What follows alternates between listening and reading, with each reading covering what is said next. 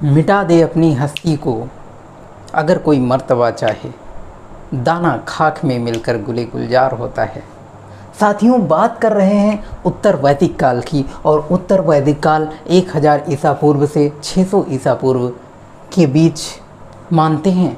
साथियों, उत्तर वैदिक काल में हम अगर सामाजिक जीवन की बात करें, सामाजिक जीवन की, तो साथियों सामाजिक जीवन हम देखते हैं किस प्रकार का था। जो सामाजिक जीवन था, सामाजिक जीवन वो 4 वर्णों में बटा हुआ था। साथियों 4 वर्ण कौन कौन से थे पता है? एक तो था ब्राह्मण, एक था क्षत्रिय ब्राह्मण, एक था क्षत्रिय, और एक था वैश्य, और एक था शूद्र। साथियों ये था वैश्य और शूद्र, ये 4 वर्ण थे। सामाजिक जीवन हम देखते हैं तो ब्राह्मण, क्षत्रिय, वैश्य और शूद्र, इन 4 वर्णों में बटा था। साथियों इसमें भी कुछ विशिष्ट बातें हैं जो कि हम जान लेते हैं। जैसे कि हम जान लेते हैं कि जो ब्राह्मण था, अगर ब्राह्मण की अगर बात करें किसमें, उत्तर वैदिक काल में, तो साथियों स्थिति बहुत अच्छी थी। अब कहेंगे क्यों अच्छी थी? क्योंकि सामाजिक जीवन में जो कर्मकांड थे, कर्मकांड इनका प्रचंड बोलबाला था, प्रचंड बोलबाला था हर चीज़ में कर्मकांड। चाहे अगर कोई राजा के कोई भी कार्यक्रम होते थे, राजा उस समय वंशानुगत था, बहुत ज़्यादा तानाशाही थी उस समय। साथियों अगर कोई भी कर्मकांड होता था उस समय कई कर्मकांड कराता था। जैसे राजसूय यज्ञ हो गया, राजसूय यज्ञ की बात, राजसूय यज्ञ, और तुम्हारे अश्वमेघ यज्ञ, अश्वमेघ यज्ञ, अश्वमेघ यज्ञ कराता था, राजसूय यज्ञ कराता था, वाजपेयी यज्ञ कराता था, वाजपेयी यज्ञ कराता था, जिसमें ब्राह्मणों को अपार धन दान में दिया जाता था। कई भी कार्यक्रम होते रहते थे, निरंतर कार्यक्रम होते रहते थे जिसमें ब्राह्मणों को बुलाया जाता था। प्रजा में बहुत सारे कार्यक्रम होते रहते थे जो ब्राह्मण के बिना होना ही नहीं। तो इस प्रकार से ब्राह्मणों की स्थिति काफ़ी बढ़ गई थी, काफ़ी उच्च कोटि की स्थिति हो गई थी उत्तर वैदिक काल आते आते। साथियों अगर हम इन तीनों की बात करें तो ब्राह्मण, क्षत्रिय, वैश्य तीनों सही थे, क्योंकि उस समय तीनों की स्थिति लगभग ठीक थी, क्योंकि उसमें यज्ञोपवीत, यज्ञोपवीत, साथियों एक यज्ञोपवीत धारण करने का अधिकार सिर्फ इन्हीं तीनों को था।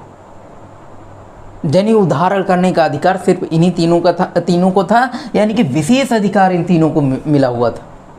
तो साथियों इस सामाजिक जीवन में ब्राह्मण, क्षत्रिय, वैश्य की स्थिति बहुत अच्छी थी। हम देखते हैं बहुत सारे साक्ष्य भी मिलते हैं, कई ग्रंथों में बताया गया कि इनकी स्थिति जो है, ब्राह्मण की स्थिति बहुत उच्च कोटि की थी, और कई चीज़ें थी।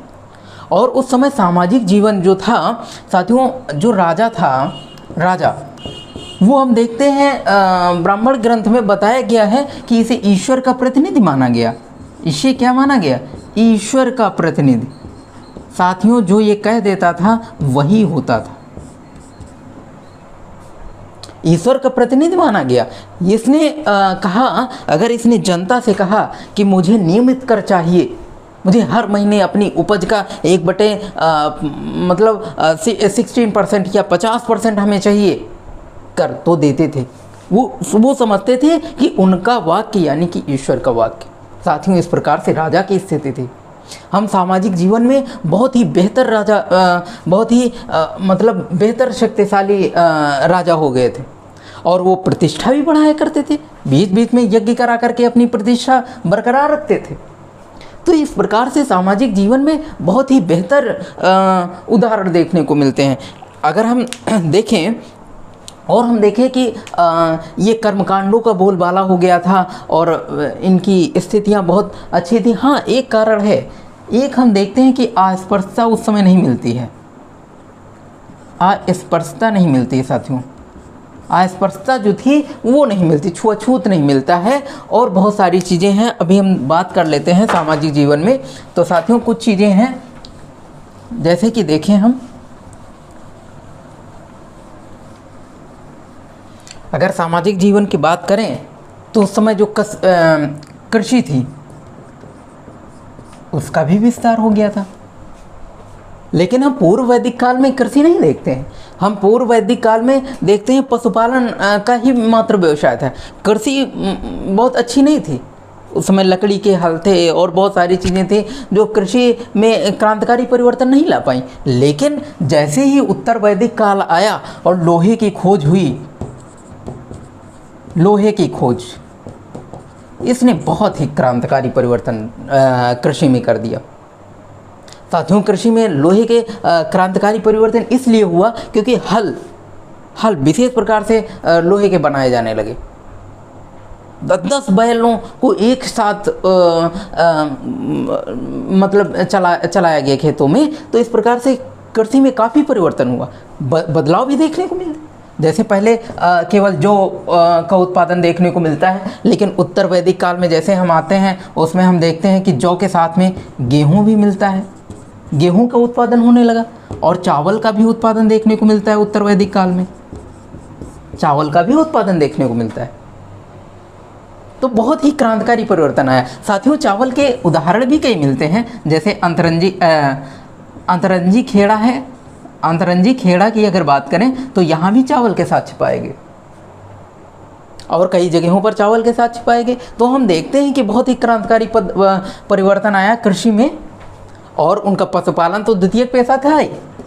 जो पशुपालन था वो तो पूर्व वैदिक काल से ही चला आ रहा था, तो पशुपालन भी था और कृषि भी थी, यानी कि दोनों व्यवसाय चलने लगे। एक पशुपालन व्यवसाय था ही कि लोग जानवरों को अदला बदली करते थे, वस्तु विनिमय करते थे, जानवरों को बेचते थे, क्रय विक्रय करते थे, जानवरों से दूध, दही, घी, चमड़ा आदि बहुत सारी चीज़ें जानवरों से प्राप्त करते थे। घोड़ा प्रमुख रूप से मिलता है, घोड़े का भी पालन देखने को मिलता है, घोड़ा भी पालन होता था जब आर्य आए। तो साथियों, इस प्रकार से बहुत ही क्रांतिकारी सामाजिक परिवर्तन हुए। राजनीतिक परिवर्तन, कृषि में भी बहुत सारे परिवर्तन देखने को मिलते हैं। अगर हम अर्थव्यवस्था की बात करें साथियों, तो अर्थव्यवस्था की में हम बात कर लेते हैं, तो अर्थव्यवस्था में देखते हैं एक बहुत बड़ा परिवर्तन देखने को मिला। क्या परिवर्तन देखने को मिला साथियों? उस समय जो कर था, टैक्स, जैसे क्या था कि पहले जो टैक्स था वो नियमित नहीं था, पूर्व वैदिक काल में नियमित नहीं था। और भी कई चीज़ें मिलती हैं कि लोग उपहार देते थे, उन्हीं से वही आय का स्रोत होता था। राजा को उपहार देते थे, राजा को चुनाव होता था। लेकिन उत्तर वैदिक काल में जब वंशानुगत हो गया तो राजा ने एक तरीके से अपनी तानाशाही चालू कर दी कि हमें नियमित कर देना है। लोग ईश्वर मानते थे कि भाई देना है तो देना है, फ़ायदा हो ना हो, लेकिन उन्होंने 50% कह दिया तो देना है। तो इस प्रकार से नियमित कर चालू हो गया। जो राजा के आय का स्रोत था, राजा की आय का स्रोत, वो मेन क्या था? वो कर ही था। कर देखने को मिलता है, कर जो है राजा की आय का प्रमुख स्रोत था। तो इस प्रकार से राजनीतिक परिवर्तन भी देखने को मिला। और कई चीज़ें हैं, धार्मिक परिवर्तन भी हम देखने को मिला कि भैया उस समय जो था, पहले जब पूर्व वैदिक काल था तो इंद्र देवता थे,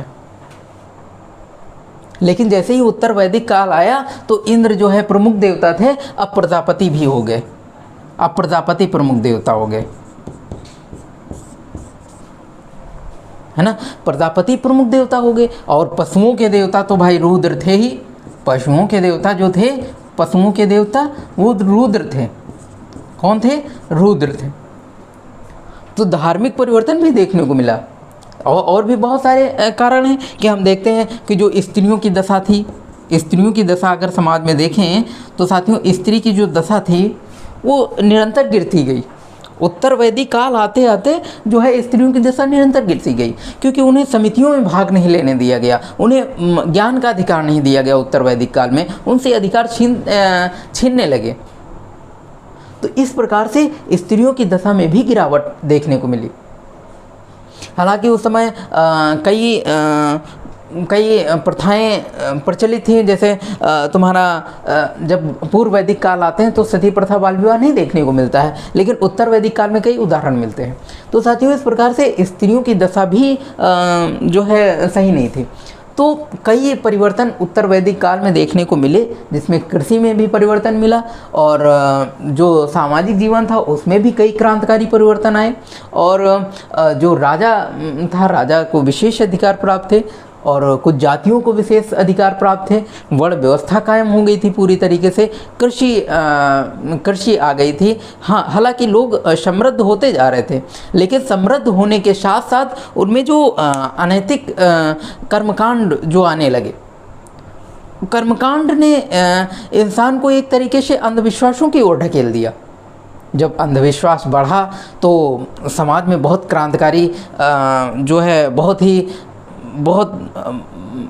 कुछ अच्छे भी परिवर्तन हुए और कुछ बुरे भी परिवर्तन हुए, और बुरे सबसे ज़्यादा परिवर्तन हुए। तो साथियों इस प्रकार से सामाजिक व्यवस्था निरंतर गिरती जा रही थी उत्तर वैदिक काल आते आते। हम देखते हैं कि जैसे कुछ हालांकि जब उत्तर वैदिक काल एकदम लास्ट तक आता है, जब उत्तर वैदिक काल वही 600 ईसा पूर्व के आसपास, तो जब उनकी उपनिषदों की जब संकलन किया गया तो उपनिषदों में हालांकि कर्मकांड की निंदा की गई, पुरोहितों की निंदा की गई, पुरोहित और कर्मकांड इन सबको निंदा की गई।